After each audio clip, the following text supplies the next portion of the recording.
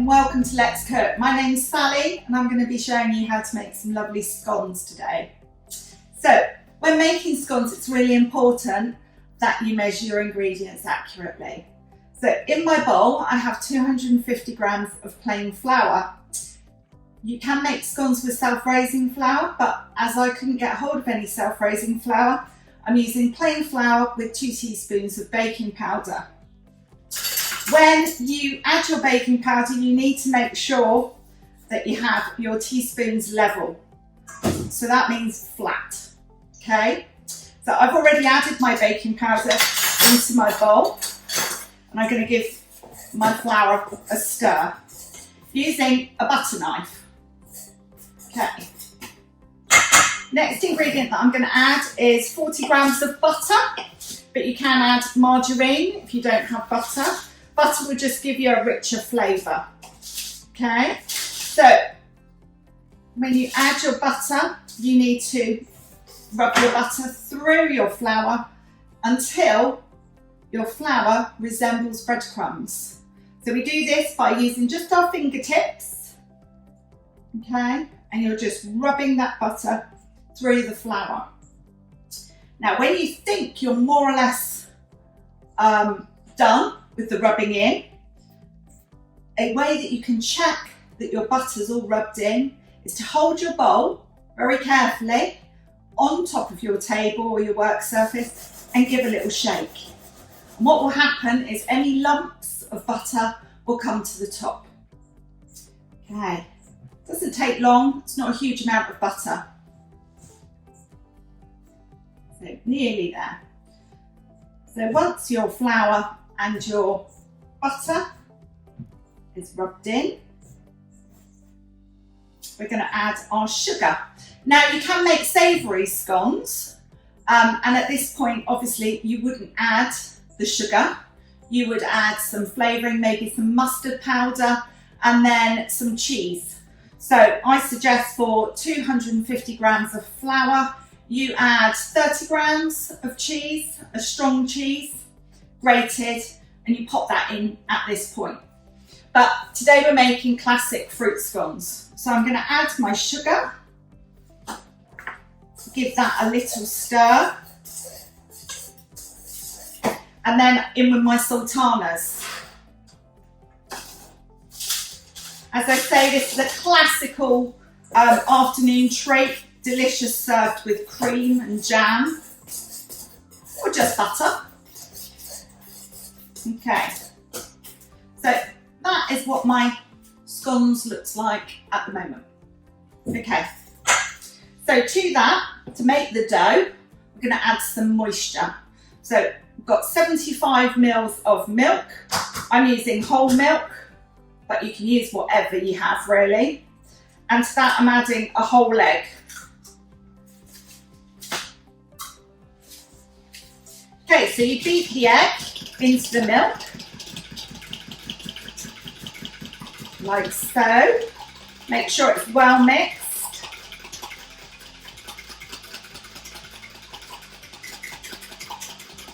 And then I'm going to add 3/4 of my liquid.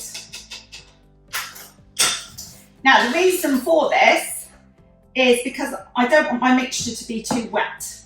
Okay, so it's easy to add a small amount more of the liquid, but you can't take the liquid out once you've added it. And if your mixture's too wet, then you have to add some more flour to make it manageable, and then your recipe changes. Okay, so we want the best, lightest scones. So I'm just going to add just enough of the egg and the milk. So I can see that it's going to take all of my mixture. Okay. So we're just trying to make this into a lovely dough.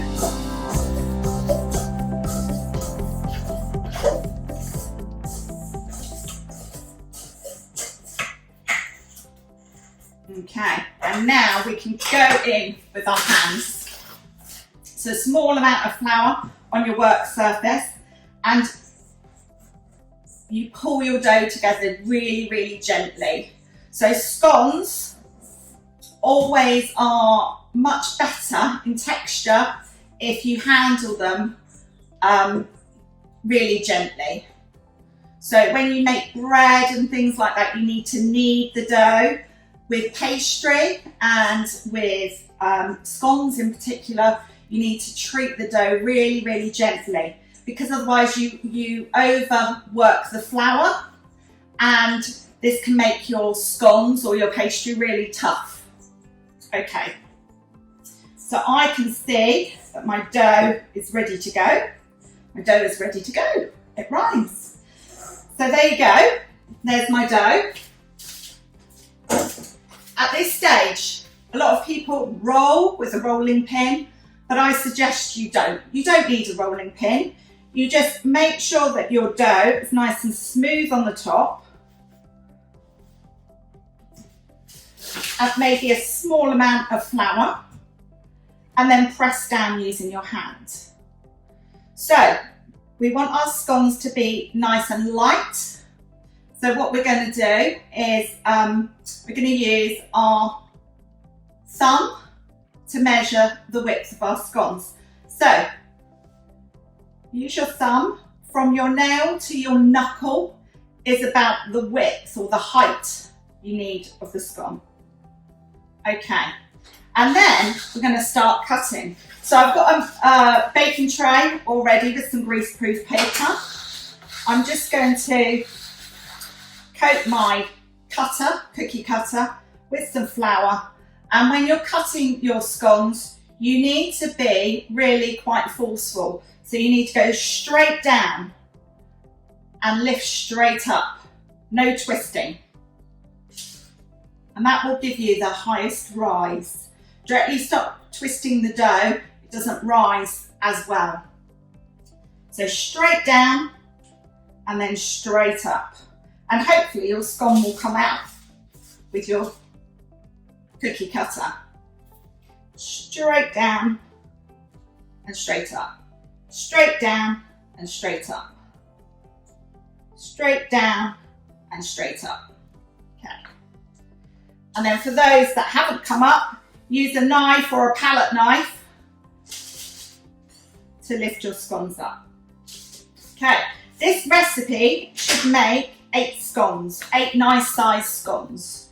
So you pull your mixture back together. Again, gently, gently.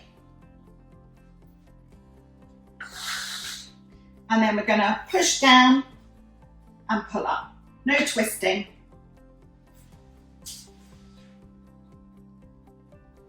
Push down and lift up. Okay, so that's 7.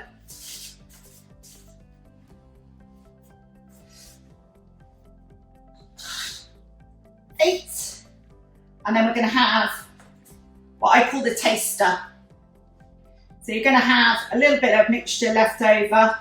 You can make another scone, or try to make another scone, which I'm going to try and do.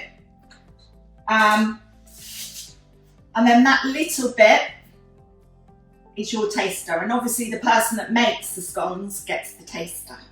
Okay, so that's my lovely scones all ready to go. Last thing that I have to do is to glaze the scones. This gives you a really, really lovely finish. So it makes them golden and it gives them a little bit of a shine. So you can use egg, you can use milk. I'm going to use milk today. So a small amount of milk. And just like painting a picture, you're going to just gently, gently glaze the top of your scones. And they go into a preheated oven at 200 degrees, which I believe is a gas mark 7, for roughly 12 minutes. You need to keep an eye on them.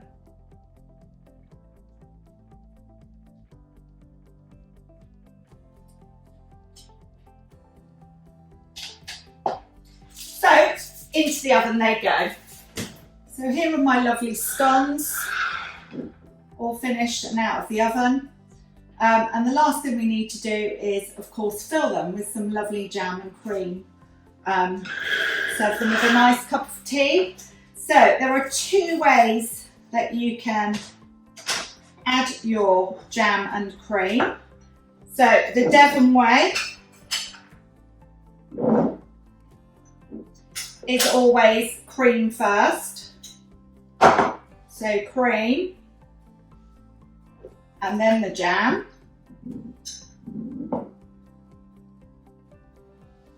Okay, so that's the Devon way. And then, of course, the Cornish way is the opposite. So the jam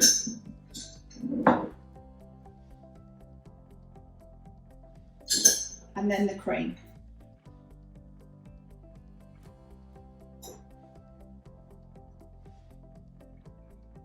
Either way, absolutely delicious. Serve with a lovely cup of tea. Hope you've enjoyed watching how to make scones, and I hope you have a go at the recipe. It's a really simple recipe, and I think you'll enjoy making them. Okay, bye for now.